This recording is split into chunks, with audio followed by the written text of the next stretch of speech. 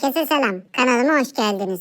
Kavga mı lan o? Neyse biraz oğlum bir dur ciddiyeti bozma ya. Bir günümü sizinle paylaşacağım. Güzellik uykumdan uyanır.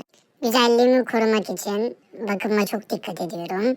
Dur oğlum dur şuradan ortadan tam böyle Mama parası için çalışmak şart. Yorucu bir iş temposu. Yoruldum biraz mola. Yanına da mis gibi çerez. Mamayı da saklamışlar he.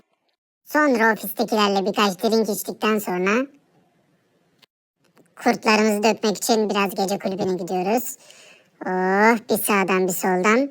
Biraz fazla kaçırmışım. Ve en sonunda mutlu son. Güzel bir uyku. Görüşmek üzere. Hoşçakalın.